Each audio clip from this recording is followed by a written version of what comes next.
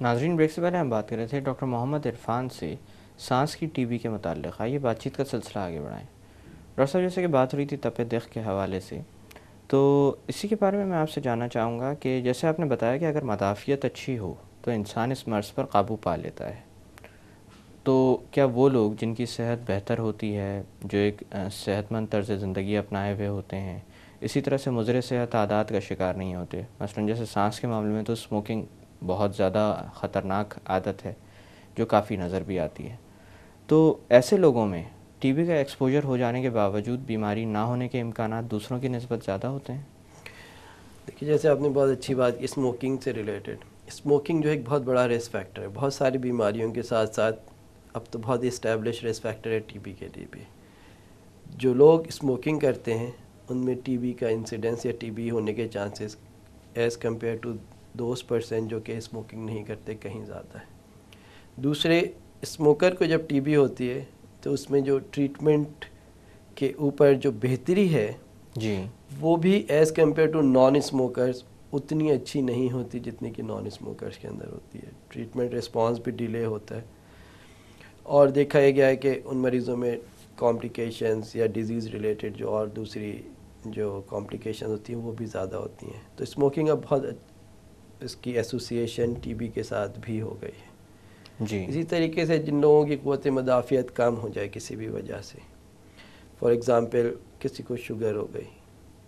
اس میں بھی انسان کی اپنی قوت مدافعت کم ہو جاتی ہے. جی، کسی بھی اور بیماری کی وجہ سے وہ ایسی دواؤں کے اوپر آ گیا جس کے اندر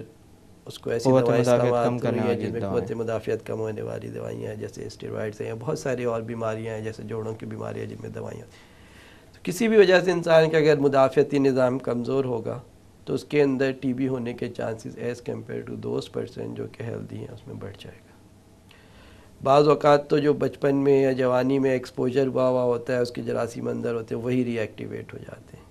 اور بعض اوقات دوسروں سے کیچ کرنے کی بھی ٹینڈنسی ان میں جو ہے وہ زیادہ ہوتی ہے. تو جتنے بھی امیونو سپریسو پرسنز ہیں یا دواؤں پہ ہیں ایسی، ان میں ٹی بی کا ہونا، ٹرانسپلانٹ کے مریض ہیں تو ان میں کافی زیادہ ہوتا ہے کہ جی، رسک ہوتا ہے کہ ان میں ہو جائے as compared to those person جو کہ ہیلدی ہیں. لیکن اگر کوئی شخص بہت اچھی ہیلدی لائف اسٹائل گزار رہا ہے، بہت ہی ہیلدی ہے، تو اس کا یہ مطلب نہیں ہے کہ اس کو ٹی بی نہیں ہوگی. اس کو بھی ٹی بی ہو سکتی ہے. جیسے میں نے شروع میں کہا کہ ٹی لیکن بی سانس امکانات کے کم ہیں. ذریعے ایک سے دوسرے کو منتقل ہوتی ہے. جی، اگر کسی مریض سے ایکسپوجر آپ کا ہو رہا ہے جو کہ بہت صحت مند آدمی اور ایک دوسرے مریض کے اسے بہت قریبی اس کا تعلق ہو. ایکسپوجر ہو رہا ہے جس میں وہ بہت زیادہ جراثیم اس کے جسم میں منتقل ہوئے، تو ہو سکتا ہے کہ اس کے اندر بھی جو ہے نا ٹی بی ہو جائے. لیکن جی، ایسے لوگوں کے مقابلے میں جن کی قوت مدافعت کم ہے، صحت مند آدمی کے اندر ٹی بی ہونے کے چانس ایز کمپیئر ٹو وہ کم ہے، لیکن ایسا نہیں ہے کہ زیرو نہیں ہو، اس کو بھی بیماری ہو سکتی ہے. بہت دفعہ ہوتا ہے ہمارے ایکسپیرینس میں آتے ہیں مریض آتے ہیں جن کے بہت اچھی ہیلدی لائف اسٹائل ہے، بہت اچھی جگہ پہ رہتے ہیں، صاف کلین انوائرمنٹ ہے،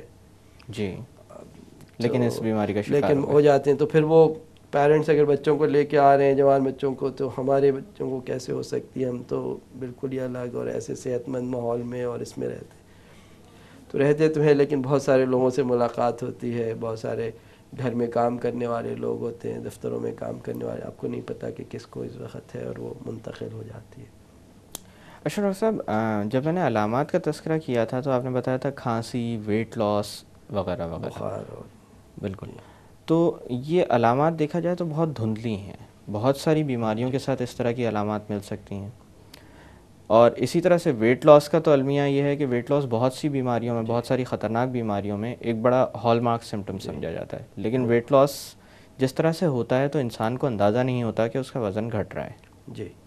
تو اس حوالے سے میں آپ سے پوچھنا چاہوں گا کہ اگر صحیح طور پر یہ اسٹیبلش کرنا ہو کہ آیا جو مریض آپ کے پاس آیا ہے وہ ٹی بی کا شکار ہے بھی یا نہیں. دیکھیں، ایک تو ہوتی ہے علامات جس کے اوپر آپ ڈیزیز بالکل. سسپیکٹ کرتے ہو کہ اس کو یہ ہو سکتی ہے. جیسے میں نے کہا کہ کوئی بھی شخص جس کو 2 ہفتے یا 3 ہفتے سے زیادہ کھانسی رہے اس کو اسکریننگ کروانی چاہیے اپنی ٹی بی کے لیے. جی، اگر ان کمبینیشن میں یہ سارے علامات ہیں کہ جی بخار بھی ہو رہا ہے، کھانسی بھی ہے، بلغم بھی آ رہا ہے، وزن بھی کم ہو رہا ہے، تو یہ ایک ہائی سسپیشن مریض ہو گیا. لیکن کنفرم کرنے کے لیے صرف علامات کافی نہیں. اس کے بعد مریض کو آپ ایگزامن کرتے، اور جو ٹی بی کی کنفرمیشن ہے کہ اس مریض کو ٹی بی ہے، اس کا جو گولڈ اسٹینڈرڈ ہے یا جو کنفرمیٹری ٹیسٹ ہے وہ اس کے بلغم کا معائنہ ہے. بلغم کے اندر بہت ہی آسان سا ٹیسٹ ہے، بلغم کو مائکروسکوپی کے اندر چیک کیا جاتا ہے، اس میں اگر ٹی بی کے جراثیم نظر آ رہے ہیں اور ساتھ میں سپورٹیو ایکس رے آپ کر کے دیکھتے ہیں، خاص طور پہ پھیپھڑوں کی ٹی بی کے لیے کہ ایکس رے پہ بھی نشانات ہیں، اور بلغم کا ٹیسٹ اگر پازیٹیو ہے تو کسی بھی شخص جس کا بلغم کا ٹیسٹ ٹی بی کے جراثیم اس میں نظر آ رہے ہیں تو اس شخص کو ٹی بی کنفرم ہو جاتی ہے۔ ٹی بی کو کنفرم کرنا اتنا عمومی طور پر اتنا مشکل نہیں ہے دوسرے لیکن نئے بیماریوں کے ٹیسٹس کی وجہ سے مقابلوں میں۔ تھوڑا سا یہ معاملہ، اس معاملے میں کنفیوژن زیادہ نظر آنے لگا ہے، جیسے آپ نے تذکرہ کیا تھا بہت سارے اور بھی ٹیسٹ اب تک آ چکے ہیں۔ جی ابھی تک ٹیسٹ تو کافی ہیں، ٹھیک ہے نا، لیکن جو گولڈ اسٹینڈرڈ ٹیسٹ جو ہے وہ بلغم کا معائنہ ہے کہ علامات ہیں، ایکس رے کے اوپر نشانات ہیں اور بلغم میں جراثیم نظر آ گیا، اب یہ شخص جو ہے 100% ٹی بی کا ہو گیا۔ فردر کنفرمیشن کے لیے بلغم کو کلچر کیا جاتا ہے جو کہ 6 ہفتے کے بعد اس میں جراثیم گرو ہوتے ہیں، اور اس میں یہ بھی پتہ لگ جاتا ہے، بعض ٹیسٹ ایسے ہیں جن میں 2 ہفتے میں جراثیم گرو ہو جاتے ہیں، اور اس کے ساتھ یہ بھی دیکھا جاتا ہے کہ آیا کہ جراثیم دوائیں اپلائی کر کے کہ ان دوائیوں کے اوپر سینسٹیو ہیں یا ریزسٹنٹ ہے۔ ابھی ہم بات کریں گے کہ اب ایک اور ٹی بی ایمرج ہو گئی ہے جو کہ ریزسٹنٹ ٹی بی کہلاتی ہے، اس پہ عام دوائیں اثر نہیں کرتی، جی تو اس سے یہ بھی پتہ چلتا ہے کلچر سے۔ اب بہت سارے سوفسٹیکیٹڈ نئے ٹیسٹ، مولیکولر ٹیسٹ آ گئے ہیں، جو پہلے تو 6 ہفتے انتظار کرنا پڑتا تھا ریزسٹنس کو پتہ کرنے کے لیے کہ دواؤں پہ اثر کر رہے نہیں کر رہے، لیکن اب بہت سارے ایسے ٹیسٹ آ گئے ہیں مولیکولر جس میں جو ہے ایک دن کے اندر بلکہ کچھ گھنٹوں کے اندر پتہ چل جاتا ہے کہ یہ ٹی بی ہے، اور اس کے اندر بلغم کے اندر ہی کہ اس میں کون سے دوا جو ہے وہ ریزسٹنٹ ہے یا نہیں ہے، خاص طور پہ جو ٹی بی کی مین 2 دوائیاں اس کے متعلق، اس پہ ہم ابھی علاج پہ بات کریں گے تو اس پہ ڈسکس کریں گے۔ لیکن جیسے آپ نے کہا بہت سارے ٹیسٹ اویلیبل ہیں ٹی بی کے اس وقت مارکیٹ میں، خاص طور پہ پاکستان میں بہت سارے ایسے ٹیسٹ ہیں جو خون کے اندر لوگ کر رہے ہیں، سیرولوجیکل ٹیسٹ کراتے ہیں، جن کی کوئی پروون ویلیو نہیں ہے، اور بہت سارے ابھی ہمارے معاشرے میں کالمیہ ہے کہ ڈاکٹرز بھی ان ٹیسٹ کو دیکھ کے خاص طور پہ ریموٹ ایریاز میں مریض کو ٹی بی لیبل کر کے اور اس کی ٹریٹمنٹ شروع کر دیتے ہیں، جبکہ حقیقت میں وہ ٹی بی کا مریض نہیں ہوتا۔ تو آپ کے فوراً سے میں لوگوں کو یہ پیغام دینا چاہوں گا کہ دیکھیں ابھی بھی جو کمیونٹی کے لیے جو گولڈ اسٹینڈرڈ ٹیسٹ ہے وہ بلغم کا ٹیسٹ ہے کہ ٹی بی کے علامات ہیں،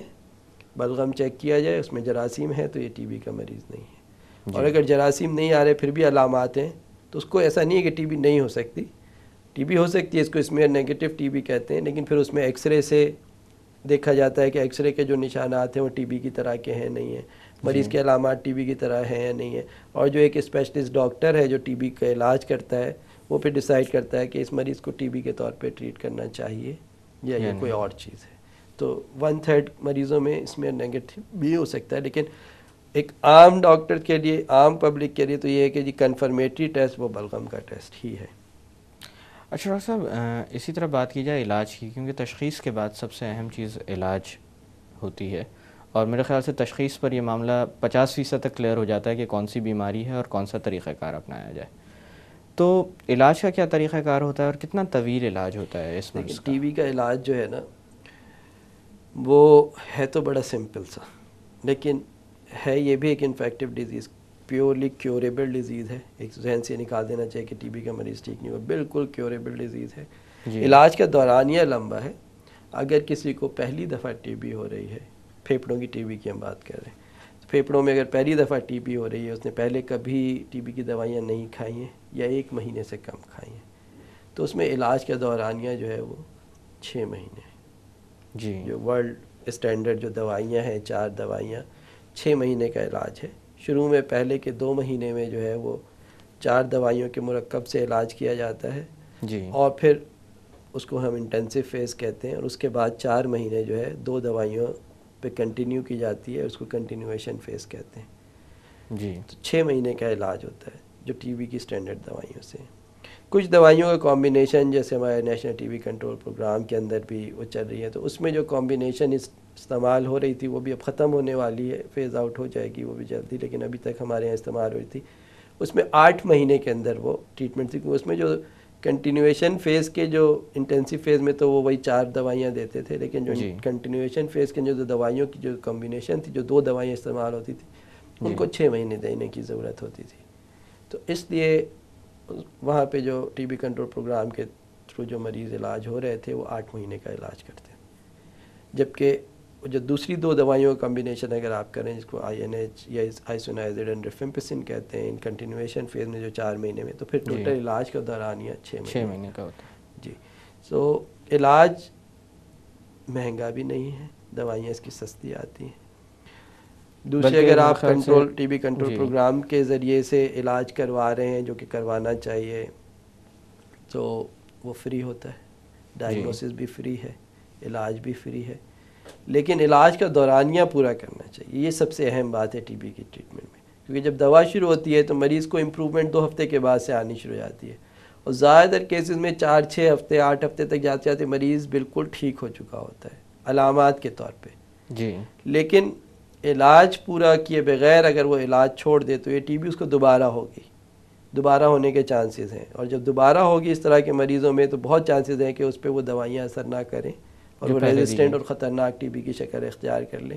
تو ایون آپ کی علامات صحیح بھی ہو گئے تو دوا کا دورانیہ ضرور پورا کرنا چاہیے، چاہے آپ 6 مہینے والے فیز میں ہو یا 8 مہینے والے فیز میں ہو. علاج آپ کو مکمل کرنا چاہیے، چاہے آپ مکمل طور پہ صحت مند ہو گئے ہیں. لوگ یہ سمجھتے ہیں اب ہم صحت مند ہو گئے اب ہمیں دوا کی کیا ضرورت ہے، تو اگر علاج بھی سے چھوڑ دیا جائے تو ٹی بی دوبارہ سے ہو سکتی ہے، اور اس دفعہ اگر ہوگی